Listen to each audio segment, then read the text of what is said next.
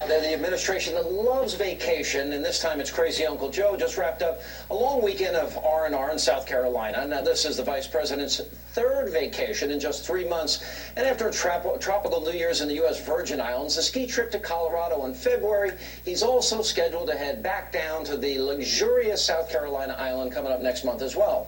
While the administration still cannot find the money to reopen the People's House for tours and the deficit continues to mount, we, you, the taxpayers, you continue to fund the lifestyles of the rich and famous, their luxurious excursions, and much more. Something's wrong with this picture. Joining me now, reaction from townhall.com. Fox News contributor Katie Pavlich and columnist for the Daily Beast, Fox News political analyst Kirsten Powers. By the way, add to that, we got the Obamas now. If you include the spring break vacations, let's see, the girls got to go to the Bahamas and all the way out to Idaho to go skiing. Now, this is after the Tiger Woods golfing trip in Florida for him, the girls' ski trip to Colorado, then, of course, it's Hawaii. So I count 5 or 6 Obama vacations, 3 Joe Biden vacations, and we only 3 months into the year, Kirsten. So not only is he politicizing Obama taking a vacation, Joe Biden taking a vacation, he actually brought up the kids. Even that, that's not below the belt, even for Sean Hannity. So I went and read every single article I could about vacation time and the different presidents. And here, I'll quote you from one of the articles. Calls to several presidential libraries reveal that President Obama's predecessor, George W. Bush, was on vacation time 1,020 days. That's more than any U.S. president since Herbert Hoover, and possibly more than any other president in history.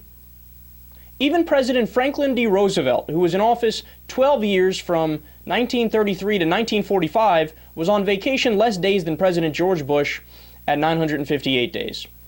Calls to several presidential libraries reveal that no president can come close to Bush's 1,020 days on vacation in an 8-year period. Even Lyndon Johnson, who spent 484 days at his ranch in Texas and at Camp David during his presidency, came in under Bush's vacation time. So here are the presidents that we know for sure George W. Bush had longer vacation time than, and this is all we have records for, but the article says, hey, you know what? It's probably throughout the entire history of the United States. But he was longer than Bill Clinton, George H.W. Bush, Ronald Reagan, Jimmy Carter, Gerald R. Ford, Richard Nixon, Lyndon Johnson, John F. Kennedy, Dwight D. Eisenhower, Harry S. Truman, Franklin D. Roosevelt.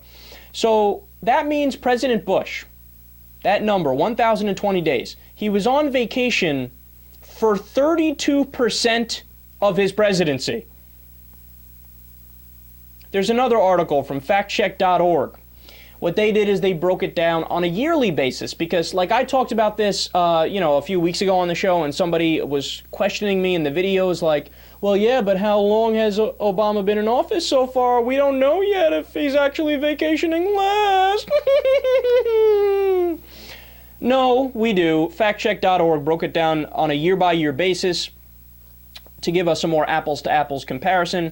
They found, quote, President Ronald Reagan, George H.W. Bush, and George W. Bush spent more time on vacation on a yearly basis than President Obama did. Presidents Jimmy Carter and Bill Clinton spent less time on vacation. So, isn't that interesting? Also, the Democrats in recent times have had less vacation time on average than the Republicans. I didn't see that coming. So all of his politicizing of vacation time, it comes to naught. Because unless he's going to give you the actual facts and put it in perspective and context and tell you how Obama measures up against his predecessor, George W. Bush, then he's just a political hack. He's a partisan hack. But we already knew he was a partisan hack. God, you know what? The thing about Hannity is he's blatantly contradictory. And he's smug about it, too. So when George W. Bush was president, he would go out of his way to defend the vacation time and call it unpatriotic if you question the president for taking vacations.